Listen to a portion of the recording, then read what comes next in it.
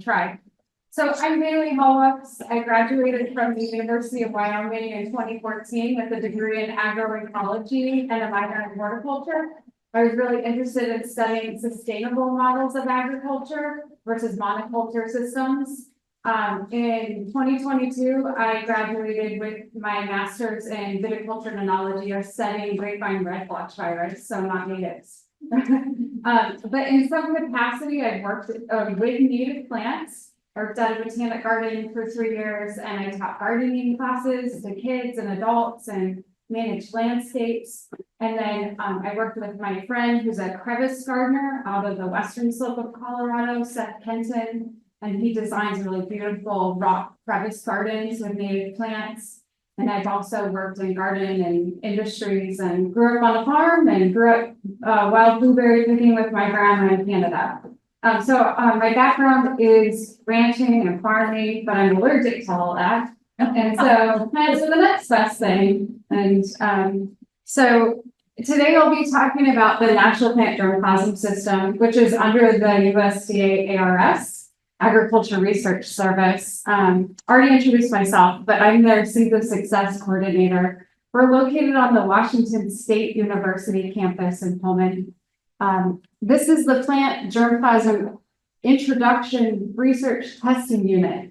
Like the names are always super long and a lot of acronyms. So we are one of 20 gene banks. So I just want to go over the ARS structure, where the NPGS lies in that, in the behemoth of the ARS. It really is just a monstrosity, but doing really good work throughout the United States. So ARS is USDA's chief in-house research agency. There's 95 programs across the United States, and it's subjected down into 15 national programs. And we reside in the crop production and protection, where we lie at National Program 301, Plant Genetic Resources, Genomics, and Genetic Improvement.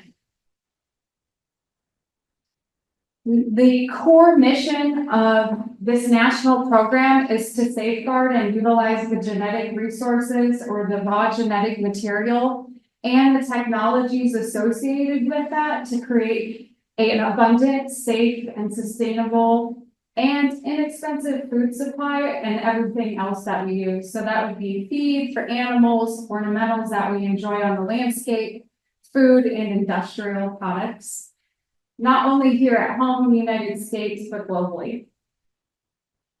We function primarily off of 4 strategic groupings or focuses. So we focus on crop genetic improvement, developing using these crop wild relatives in our gene banks to develop more resilient crops for the future, especially in a changing climate.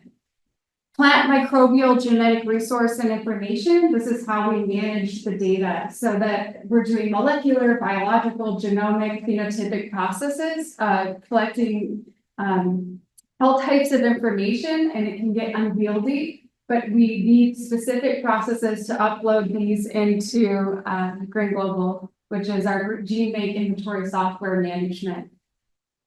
Crop biological and molecular processes, how the plant functions in the environment, study the plant at its core basis, and then information resources and tools for crop genetics, genomics, and genetic improvement. We really are a public service agency, and this information is freely available to the public, as are our seeds for research purposes.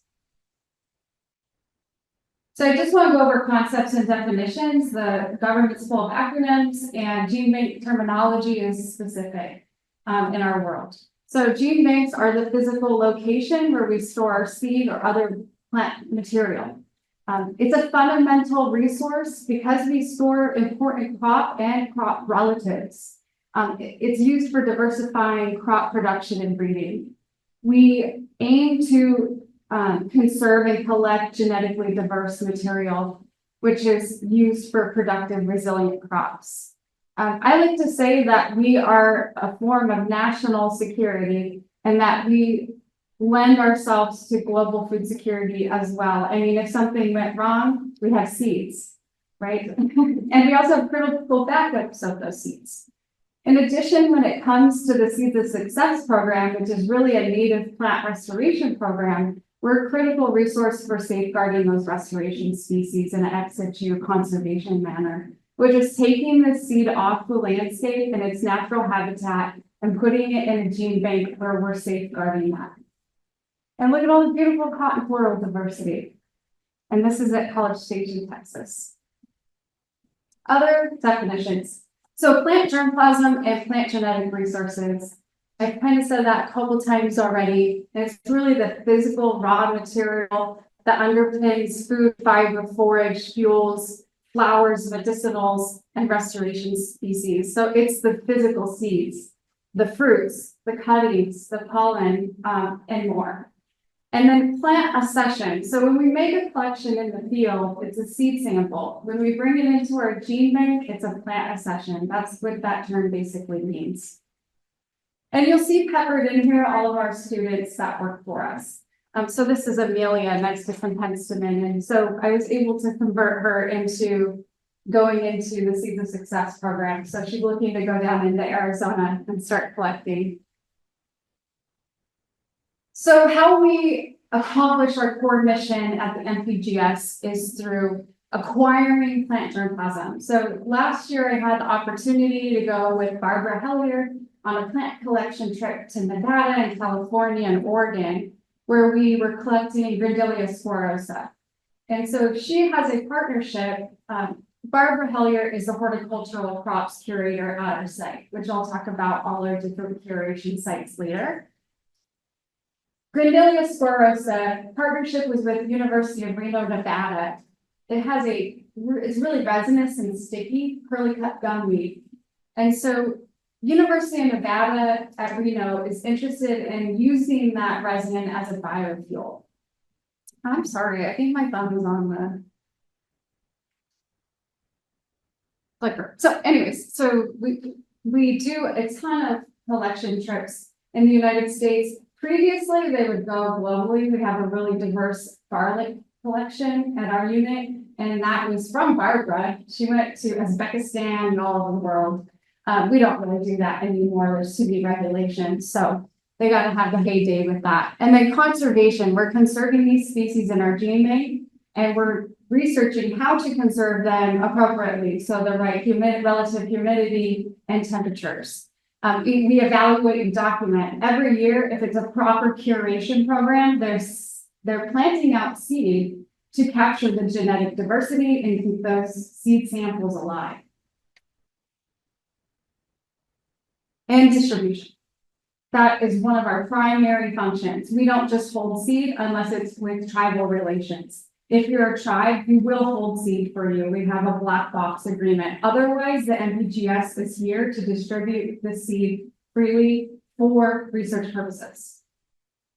I wanted to show a video about the MPGS because some people are better at explaining it, and there's another, you can get kind of an idea of all the other gene banks that exist throughout the United States. So hopefully it works. If it doesn't, that's no big deal. Does the sound work in here or doesn't seem like it? What we do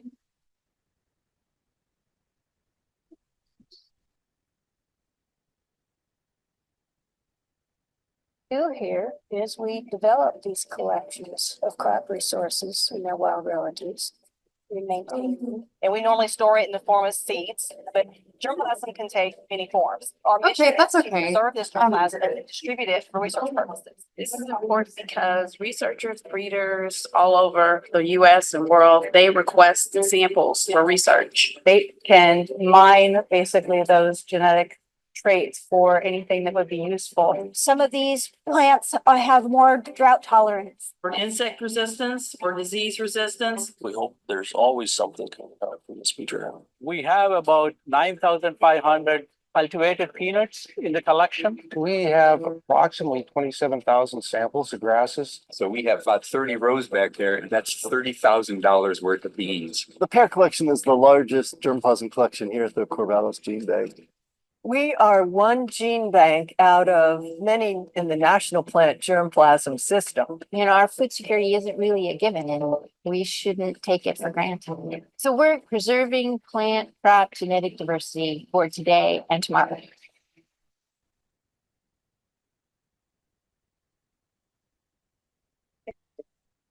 Welcome to the Plant Genetic Resources Conservation Unit in Griffin, Georgia. Our unit is part of the National Plant Germplasm System that is run by the U.S. Department of Agriculture.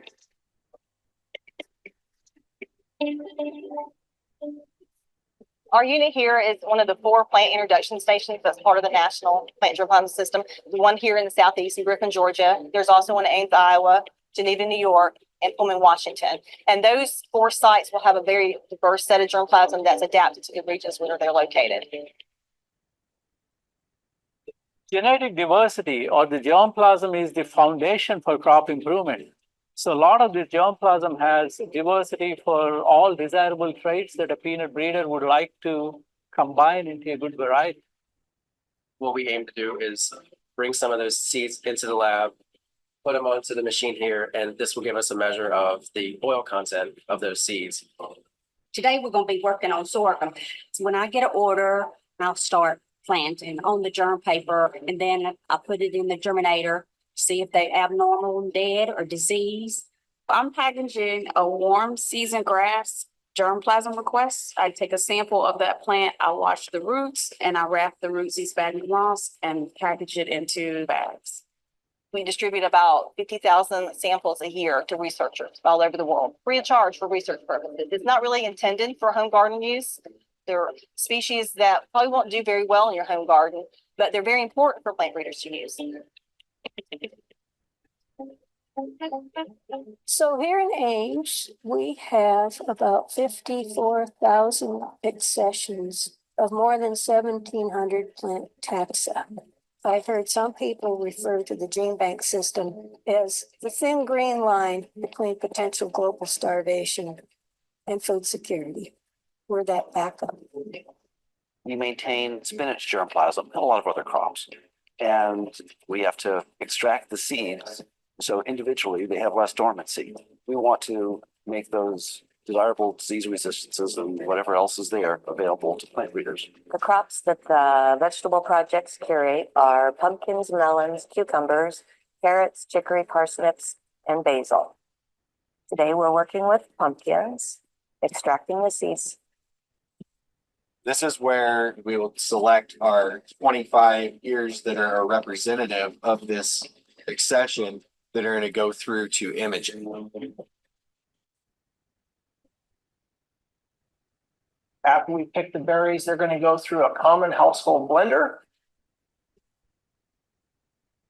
And then they'll be screened with water. After that, we can use an air column blower to separate the inert material from the seeds. You can browse our entire catalog and see what's available and submit an order via a web cart. If that order is one that falls under our distribution policy of being for a research purpose or for breeding, then I print packets, which are filled by our seed storage department to get that order to its destination. Corvallis is a great area to grow plants. We are a gene bank that manages temperate fruit, nut, and specialty crops. We have scientists that work on the molecular analysis of the crops. They help us identify the particular cultivars and to see if we have unusual diseases in the plants. We all preserve genetic diversity of our assigned crops and work as a team to do so.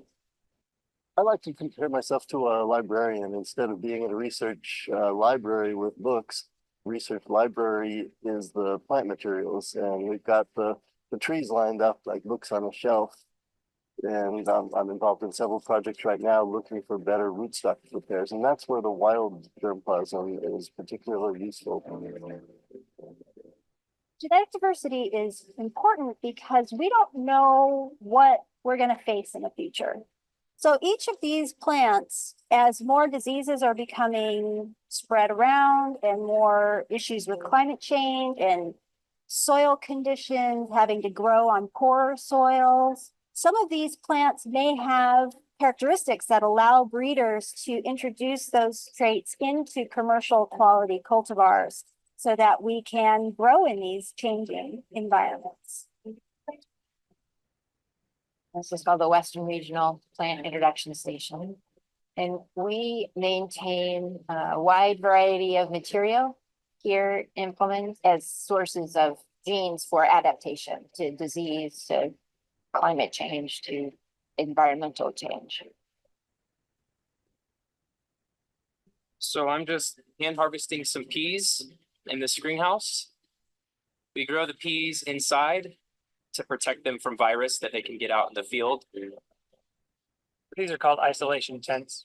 They are primarily used to prevent cross-pollination so that we can keep the genetic viability, integrity of our collection. Grasses are a major forage crop and also for turf. I maintain plots in the field, harvesting grasses, making sure plots get weeded, check for insects, diseases, take data on them. So you can see if you go around the greenhouse, there are a lot of beans that look very, very different. And it takes a lot of attention to make sure that they grow properly and produce lots of seed. When I got here, I could not believe the amount of diversity that was maintained in a small location. Just blew me away. We have peas, lentils, lettuce, garlic, onion relatives, beans. The list is really large. I just can't emphasize how passionate most of the people that work here are and how much we love it. Especially as the climate is changing around us, we want our plants to be adapted to these new conditions. Here, there's so much diversity, you're always learning something. I really, really like when we can identify that one unique accession that has really interesting traits in it. The collection has just so much diversity, and a lot of it's visible. You can see the colors and things like that that are in the collection. I believe in the mission of maintaining genetic diversity for the future. We have a responsibility, not just to the US, but to the world.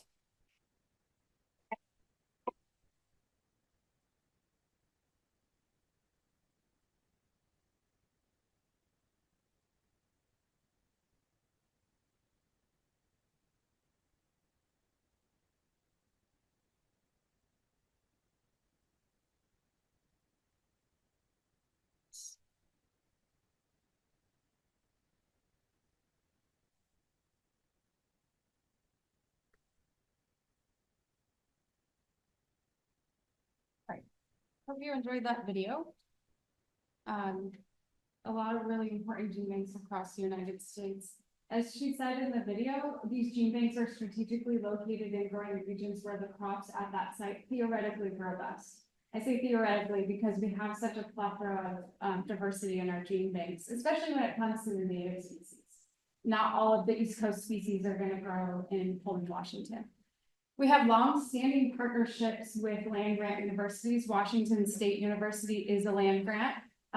Historically, land-grant universities focused on the development of agriculture, and that's why they were strategically located there. We also rely on long-standing partnerships with our stakeholders who are in agricultural and horticultural industries.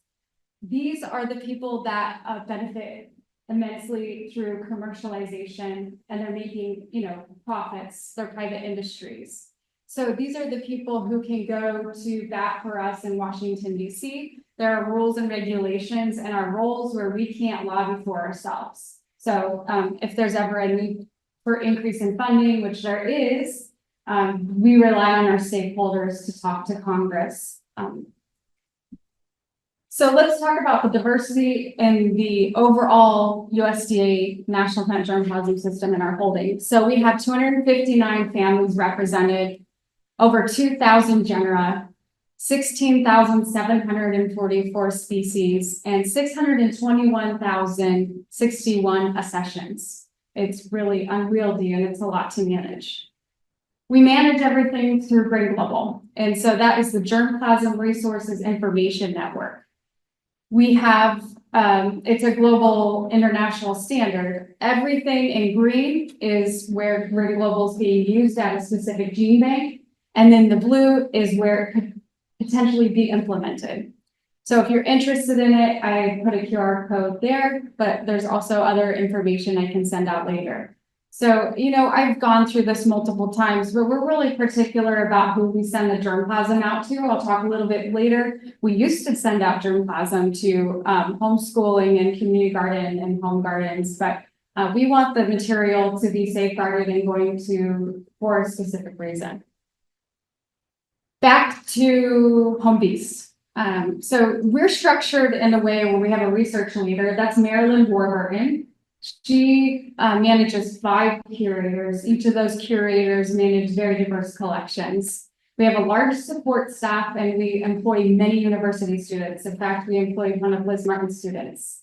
So Rihanna, so that was wonderful. We have 3 farms, one in Pullman, one in Central Ferry along the Snake River where it's really hot, and then one in also the Tri-Cities region, which is also hot. Our curation programs, we primarily curate temperate crops. So my supervisor and boss curator, he's the temperate grasses and safflower curator, Paul Gillespie. That is the largest collection in our gene bank. Second is common pea, Phaseolus. Next are the cool season food legumes, which are chickpeas, lentils, legumes, and bitter vetch. There's been a lot of funding recently for pea protein. You'll see that a lot, protein powders.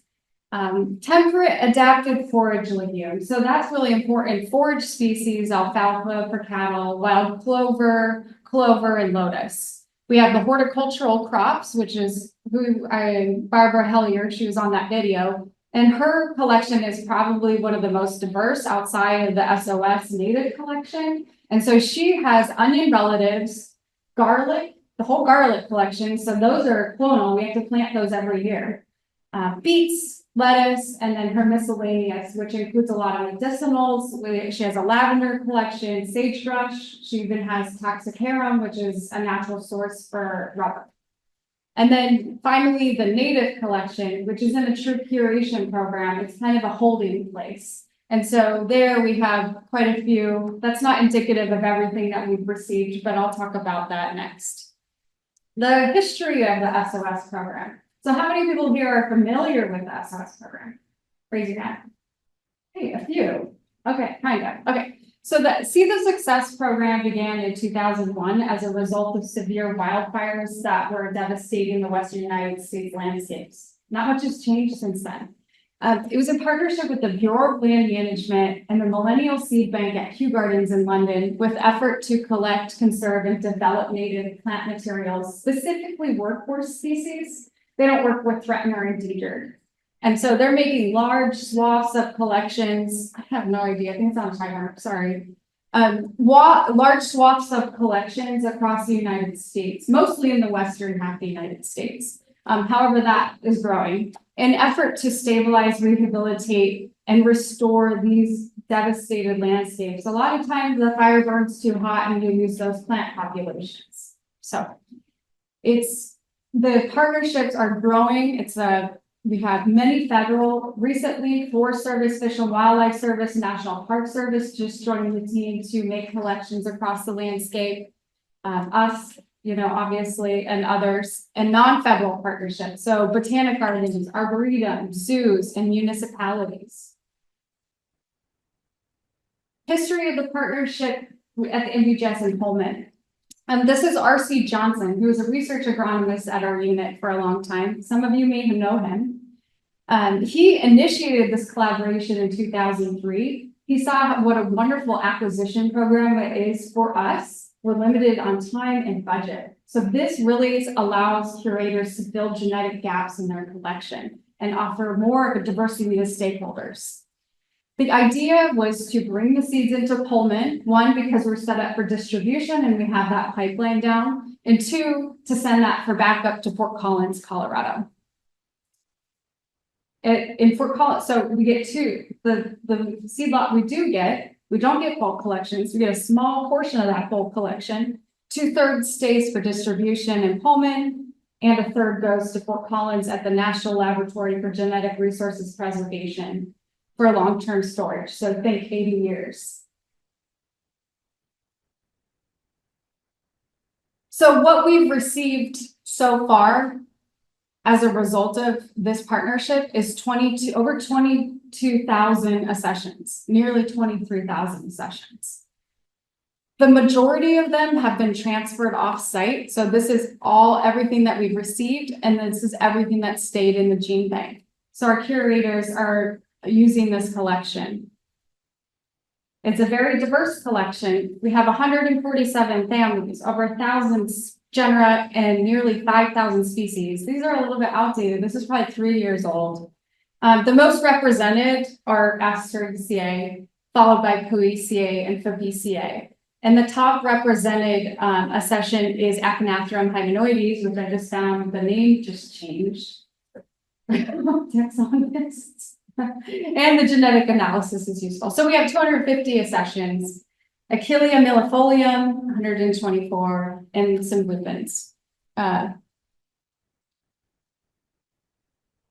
NPGS management of native germplasm. I like to break it down into 5 different focuses when describing this to people. So all of the data that's collected on the landscape by the BLM is very, we want to keep the fidelity of that information. So they're collecting the lat long, the slope, the soil, the surrounding vegetation, who collected it, where the herbarium vouchers are.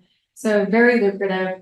They put it into the BG base database, and my responsibility is to take that data and incorporate it into our model, which is a SQL relational database. So there's a bit of wielding of that information.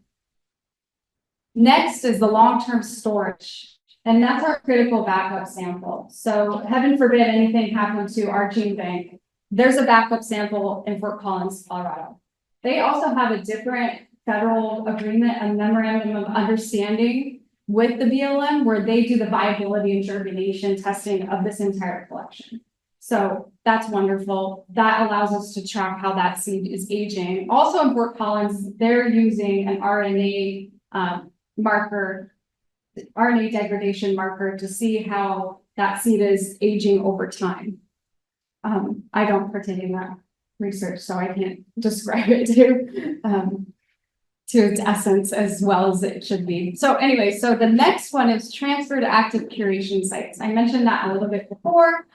This is the curators being able to fill collections and fill gaps in their collections. So they take on that entire seed lot. So it is no longer my responsibility for managing it. So they say they want Achillea millefolium. I get everything that we have and give it to them, and then they own the records.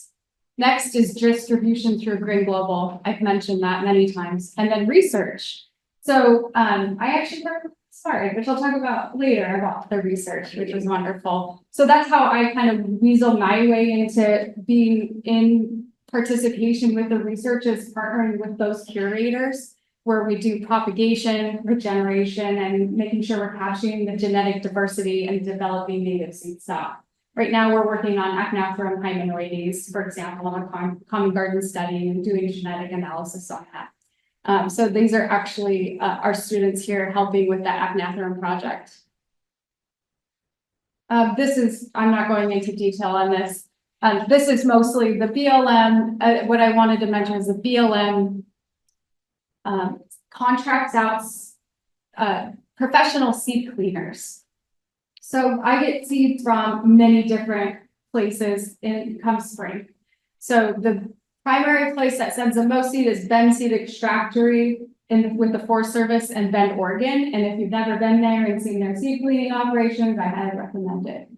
Next is NRCS at Cape May in New Jersey, Alaska Plant Material Center, and Chicago Botanic Gardens. But I prefer pictures. So this is basically that chart in picture form. We validate, I get a giant box of seeds, actually multiple boxes, but one giant box of seeds. And I validate the information that's on that sheet with what's in the box. And make sure it matches up with what BLM actually says they give me. Always tell my students, what could go wrong with, we've received 800 accessions this year. So then we assign our W6 numbers and then we inspect the seed lots. And this is really important because we send seed globally. And so we have to follow a specific standard for cleaning. Otherwise, when it gets to APHIS for their phytosanitary checks or at the border of a different country, they can throw the seed lot away. So there's a lot of paperwork and it's a long process to make sure that the seed gets sent out properly globally. We hire our students to help with this and also weighing and imaging and research. So every seed gets weighed and gets 100 seed weight and then imaged. So we have a really robust seed library on our Grain Global platform. Transfers. The majority of the transfers, what we're looking at here is each of the, so out of the 20 sites, we have 12 gene banking sites that have SOS germplasm. So all of these numbers mean a lot to the BLM when we're reporting every year. The majority stay in-house and go to our different curation programs. And then the next program that has the most is the Ornamental Plant Germplasm Center in Ohio, which makes a lot of sense because they love wildflowers. And actually the market is going that way for my generation. They're moving away from, non-native ornamentals and really wanting to have those native ornamental landscapes. So Clearwater Seed, we were talking with them the other day, and that's what he sees the market shifting towards, which is great. That's awesome. So we also track distributions, and this just tells us how many people are ordering the germplasm and what is the impact that we're having. So we see from the sites that actually are set up to distribute germplasm, a clear trend at our site where we're seeing an increase over time. You can see the drop here. You can see the drop from 2021 to 2022, and that's because actually from 2017 to 2022, and that's because we stopped sending it out to home gardeners and those other groups where it's not actually being researched. It's just people looking for free seed. And then we see a huge increase in 2023. And this is because we're hiring new curators, but also we're reaching a larger number of people. So that's wonderful. People are using the germplasm for research purposes. This is the number of requesters, each individual person that we service every year. So from 2016 to 2022, we hover around 100 people per year. As I mentioned in the last slide, this is increasing. So over 160 people used the germplasm last year, specifically the native germplasm. What are the top accessions people are requesting? Achnastrum hymenoides, that's that large project I told you about. We ordered 550 accessions of achnastrum, followed by Pentago ovata, which is the weed that goes in your lawn, but it's actually a really good source of fiber, psyllium. And then there are multiple other species, mostly grasses, achillea. And these are actually images from the BLM. They also have their own seed image or seed plot. It's called Smug Mug. And they have wonderful pictures of all their field collection teams. And I like to incorporate those into my reports. So every time that you order germplasm on the Grain Global platform, you have to select an intended use category. So research, education, other, replenishment, regrow, unidentified, herbarium re-identification.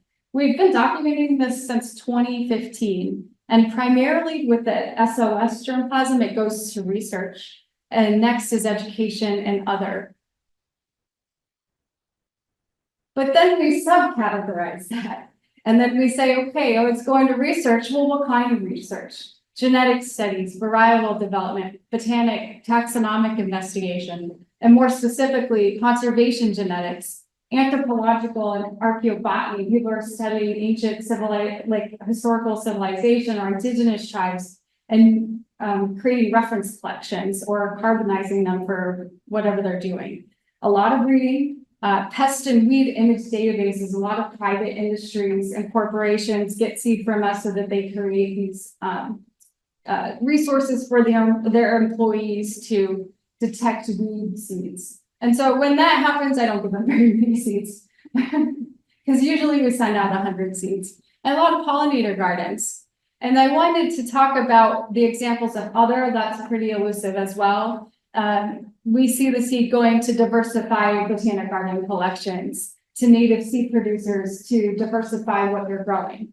Revegetation projects, there's a specific example of someone in Denver who was working with Denver Water, where they're changing their turf grasses that they manage into native landscapes. And the specific accession that they wanted filled the niche of provenance. So they were able to source the seed that was collected there and put it back basically on the landscape, which is really cool. Increasing seed lots at a gene bank in Canada, and then used as reference specimens at universities. The seed is growing everywhere. And then what type of agencies are ordering the seed?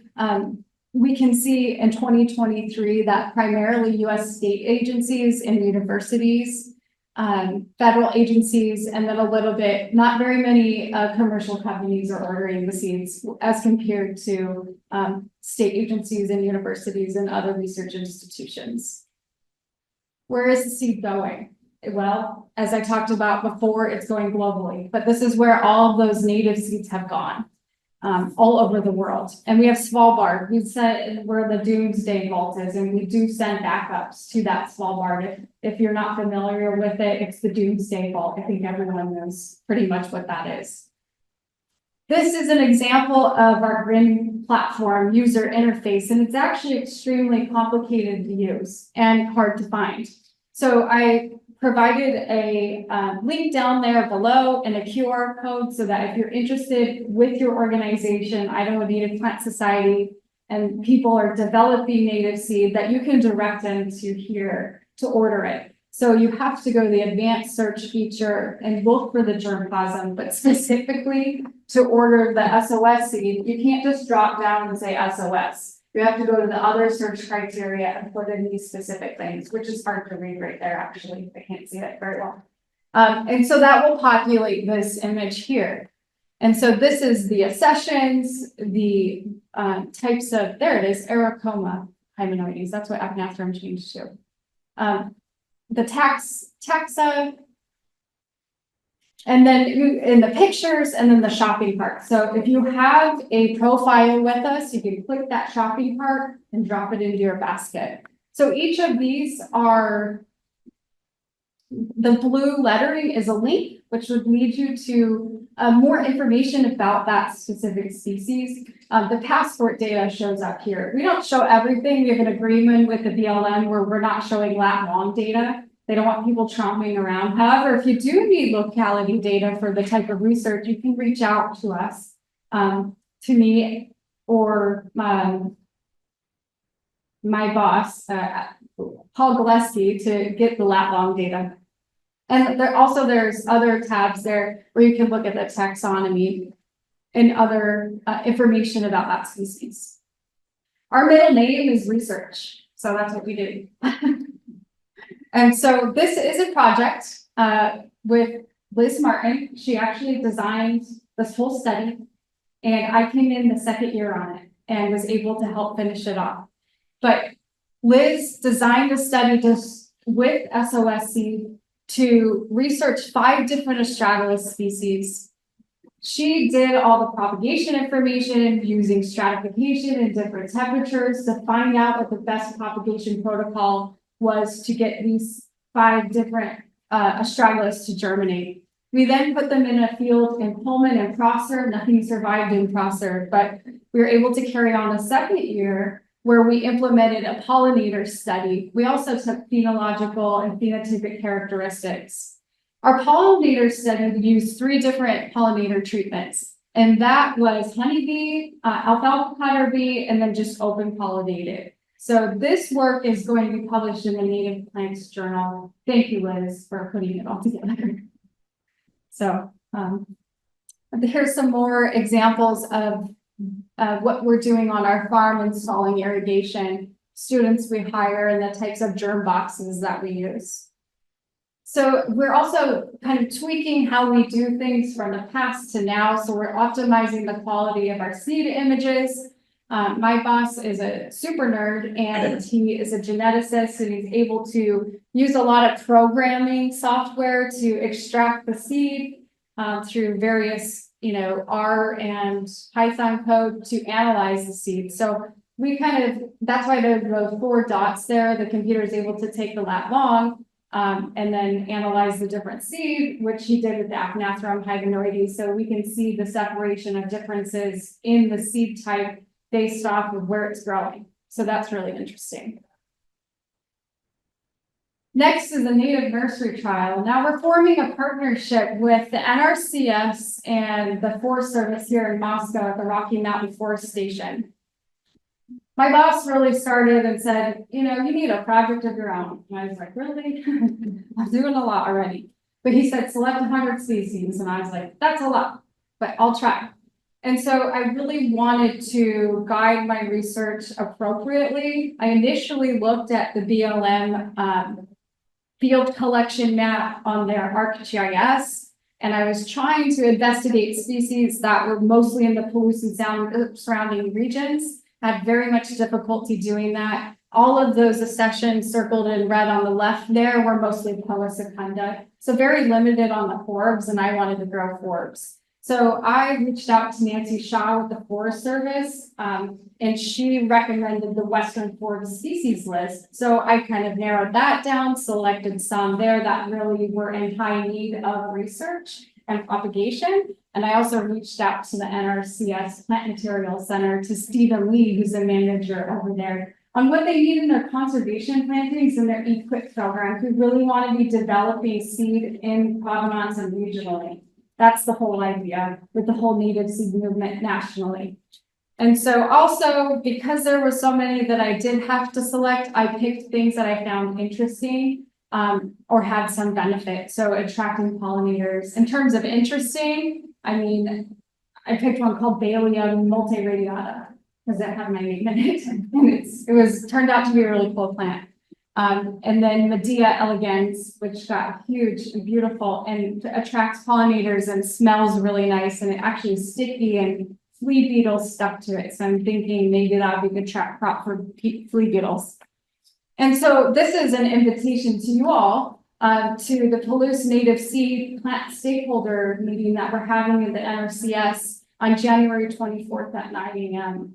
We're really trying to find out who the local growers are, what their needs are, where the collection gaps are, and just open up that conversation so we can get some momentum on this and get the boots on the ground instead of just talking about concepts all the time. So I would love if somebody representative from your group came. I know I'm a member, but it's kind of sticky with my job. I can't do both at the same time. Again, there's these wonderful images from the BLM. It looks like they have a lot of fun. I'd really love to go on their collection trips. And this is one of the flowers that was growing, Verbicina and Celoides in the field. Gorgeous. This is what I ended up with in terms of my selections and the lat long locality. So I did try to stay here, but I crept out here because I got interested. And I also selected aquatic grass here because one of my students was a wetland major. He wanted to study water. And so I said, I'll put you on that and help you get this on your resume. You can understand how wetland grasses grow. So what happened? So, usually they follow a model for the grasses and there's a really streamlined pipeline. We put the grasses in this little plastic box with vermiculite at room temperature and just water it and it grows. That wasn't going to work for me. Even though that's streamlined, I said, okay, I'll do it, but this is my compromise. We're going to split it up into half and we put a lot of these in stratification. I don't want to focus on propagation because in NLGRP, they focus on germinating these species already. So I can reach out to them and get the propagation information. So just so I could get my numbers up, I stratified. So in orange, that's the stratification and the blue is the non-strat. So I took 50 seeds. Well, there's 100 seeds with each of these species, split it up 50-50. And so we can see that the stratification significantly increased the number of the germinations that I did have, but the response also as well. I mean, just looking at the data, not doing any statistics on it, but we can see that that non-strat was also essential. So that was fun to see. And 70 plants survived. 70 of the species. I had like 2,000 something plants. 8 went to NRCS and then 62 stayed with us that we planted in Pullman. And so I'm just going to walk you through some pictures of what that looks like.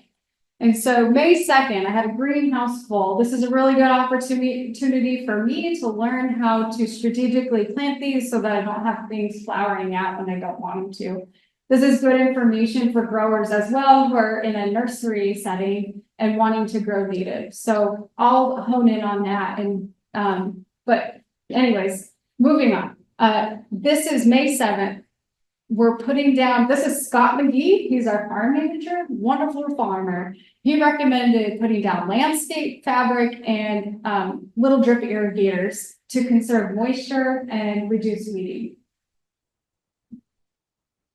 May 23rd, I don't know if anyone remembers that week. It was cold and windy and we were out there all week planting and I was at my wit's end. So I asked and called all of our wonderful employees, always show up and help out. So we had to individually cut each of these holes and plant all those plants. So very tedious, but it got done. We put 2,000 plus plants in the ground.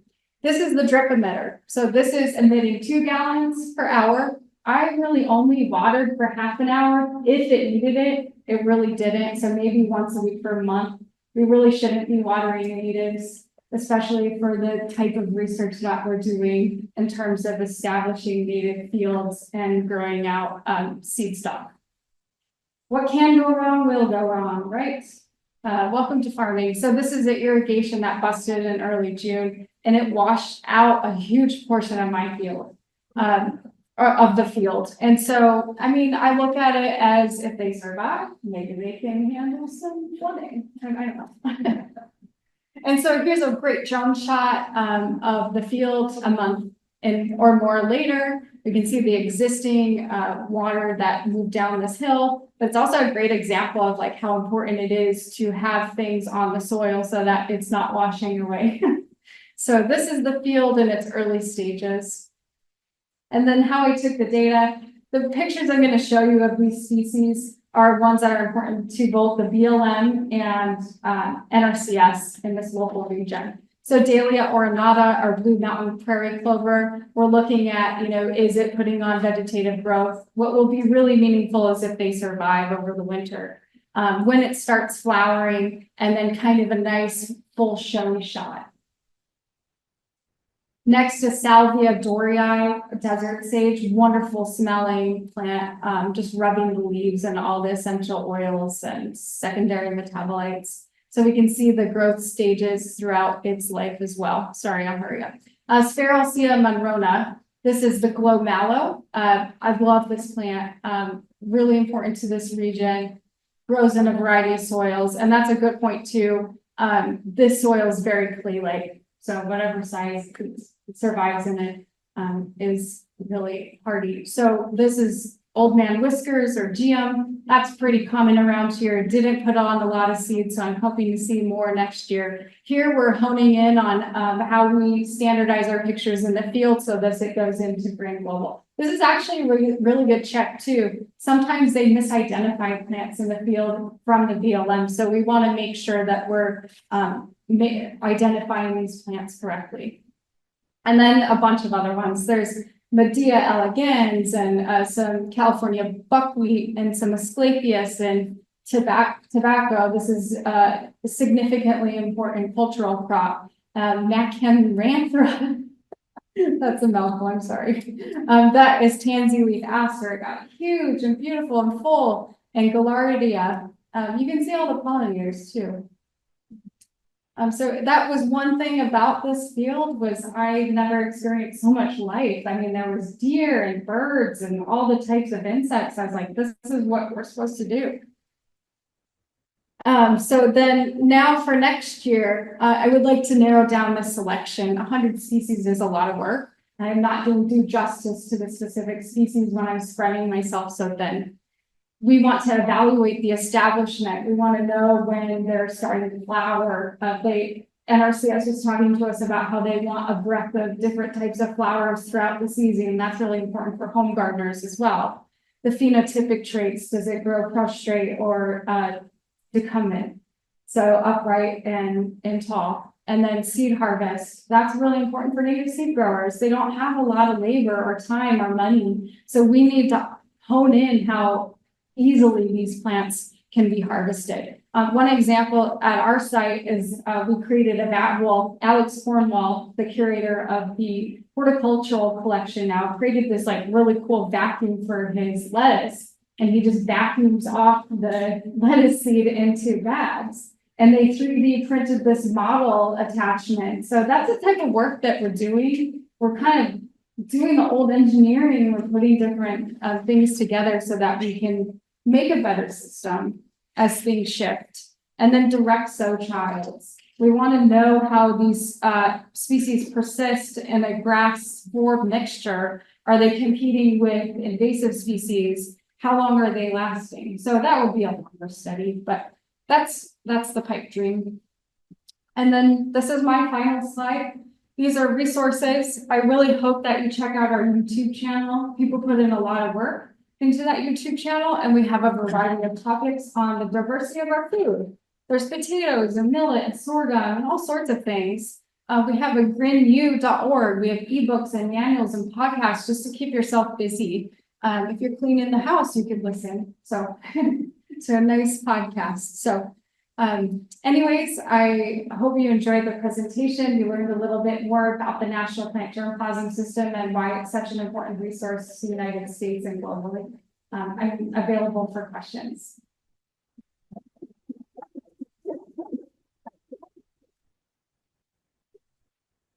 Yes.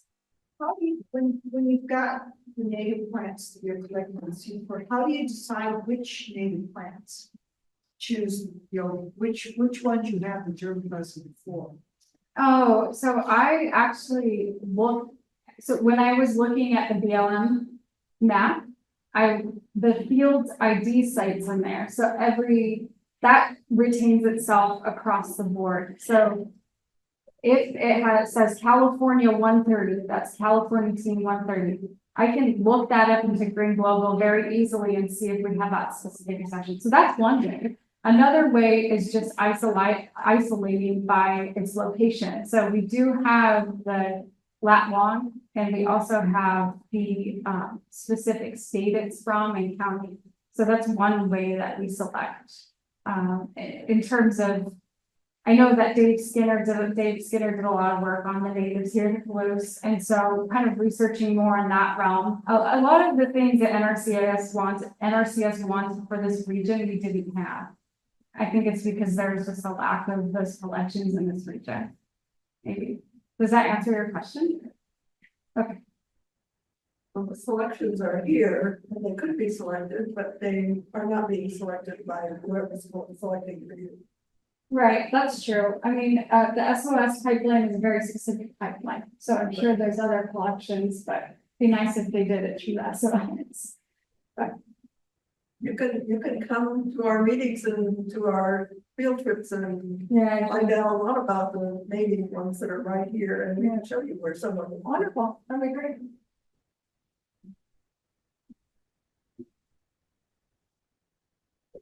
Whatever the ones you had were species relatives of ones that are here. Oh, okay. But they're not, those aren't here. Like the blanket flower, a lot of the other stuff that is here and plentiful here. Oh, yeah.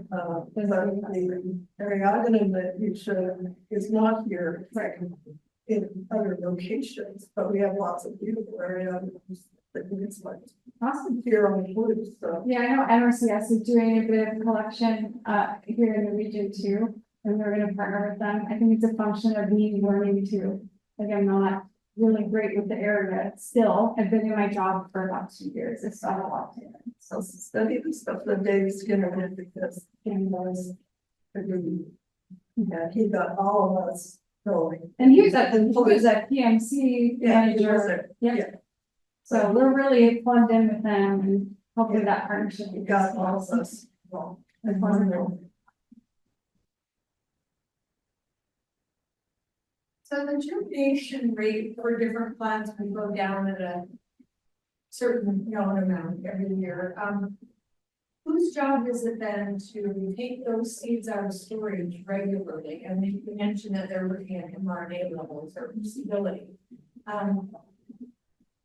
Is that the local groups that do that to replenish their stock? Because if they just keep them there, at some point, when you need them, you're gonna pull them out and only ones that are germinating. Exactly. I mean, that's a good point. And I mean, they're stuck in the seed bank in perpetuity essentially, and they're not being adapted to their growing regime. So yes, it's each curator's responsibility to take that seed out and grow it. And so they are looking in that seed age when the last time it's been regenerated and increased. So Do you think Congress really understands how much work that takes? no. I mean, I don't think a lot of people understand how much work it is to do this. Yeah, but they're the ones that are giving out the RTX stuff. Yeah, I agree. Yeah. So